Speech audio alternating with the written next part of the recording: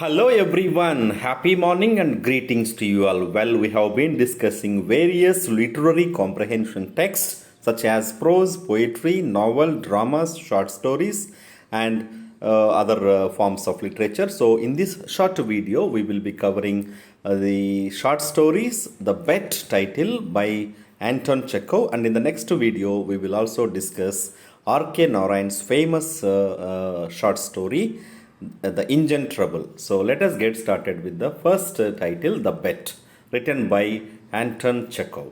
So he was born in 1860 and died in 1904. A great Russian writer known for his insightful stories about human life.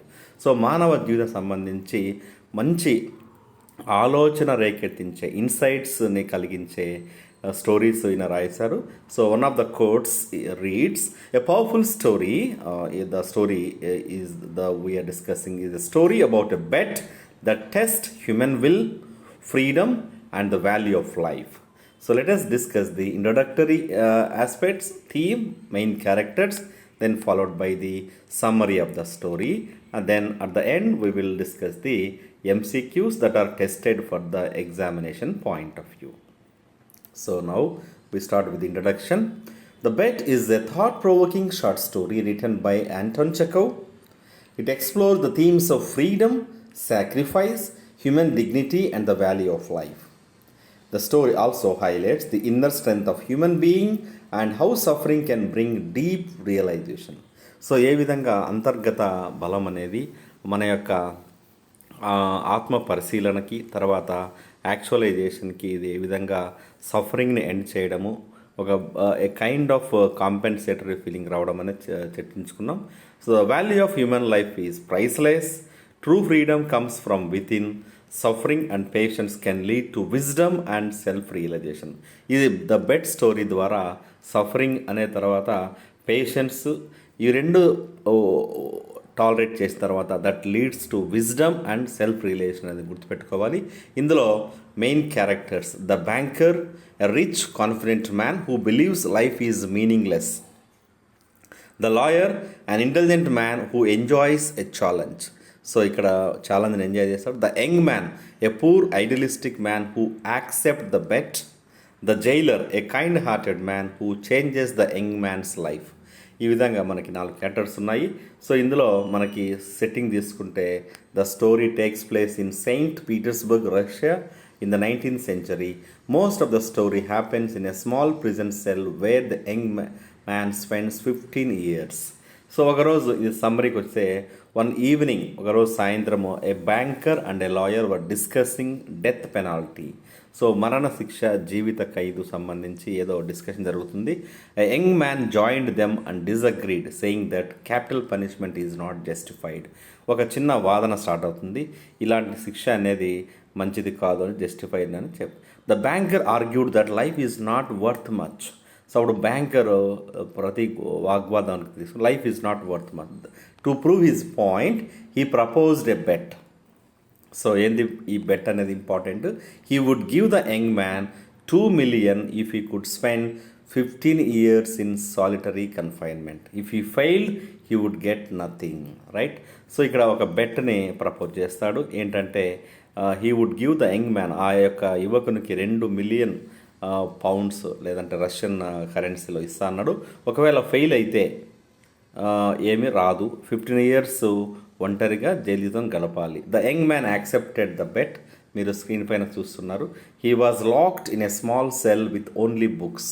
The young man started reading books and accumulating lots and lots of knowledge. At first he suffered terribly. అంటే ఇనిషియల్గా ఆ యొక్క ఒంటరితనాన్ని చాలా ఇబ్బందిగా భరించలేకపోయినాడు, భయంతో feel అయినాడు, నిరాశతో ఉన్నాడు. కానీ gradually slowly and steadily he started reading, studying and reflecting on life. Like that he spent 15 years in the cell, using the time wisely. The jailer, moved by his patience and character, treated him with respect and helped him. So అక్కడ ఉన్నటువంటి Jailer, అక్కడ కారాగారంలో పనిచేస్తున్న వ్యక్తి అతనికి మంచి గౌరవం, సహాయం చేస్తూ ఉన్నాడు అతని యొక్క క్యారెక్టర్ని బట్టి. After 15 years the young man came out calm, wise and strong. ఎగ్జాక్ట్గా 15 సంవత్సరాల తర్వాత అతను చాలా కామ్గా, రిలాక్స్డ్గా, తెలివైన వ్యక్తిగా, బలవంతుడిగా వచ్చాడు. The banker was shock to see his changed appearance. అప్పుడు ఆ బ్యాంకర్ అతని యొక్క ఆ, మొత్తం హావభావాల్ని, బాడీ లాంగ్వేజ్ని, ఆ యొక్క విజ్డమ్ రిఫ్లెక్టింగ్ ఫేస్ని తట్టుకోలేకపోయి షాక్ అయ్యాడు. The young man refuse to the money and walked away saying I have won more than money, I have won myself. So అప్పుడు ఆ బ్యాంకర్ డబ్బులు ఇయ్యడు, ఒకవేళ ఇచ్చినా కూడా రిఫ్యూజ్ చేస్తాడు అండ్ వాక్డ్ అవే. ఈ విధంగా ఈ బెట్ అనేది యాక్సెప్ట్ చేస్తాడు. ఇందులో outer freedom is temporary, but inner freedom is eternal. Self-discipline, patience, knowledge can transform person's life.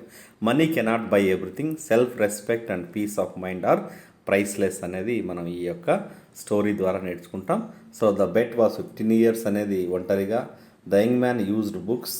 The jailer became his friend. The young man emerged mentally stronger and wiser. He refuse the money valuing self respect and inner freedom. ఈ విధంగా మనము ఈ యొక్క లెసన్ని conclude చేస్తాం. Who wrote the lesson the bet? So answer ఇక్కడ చూసుకోండి. 1 by Anton చెకవ్. Where does the story take place? Saint Petersburg. The bet was how many years? 15 years. What was the condition of the bet? To stay in solitary confinement for 15 years. What did the young man have in his cell? Is only books. Who was kind to the young man in the prison? The jailer. What did the young gain after 15 years? Self-knowledge and inner strength. Why did the young man refuse the money? Because he valued self-respect and inner freedom. So ఇలాంటి మరిన్ని prose, poetry, naval, drama సంబంధించి మన యొక్క ఛానల్లో upload అవుతుంటాయి. So please do subscribe to our channel. Wish you all happy learning and keep learning. Please go to our playlist called AP TET official MCQ bits with answer. We can access all the useful official TET content, and in the next video we will look at the RK Narayan's The Indian Trouble. Until then, do take care. Jai Hind.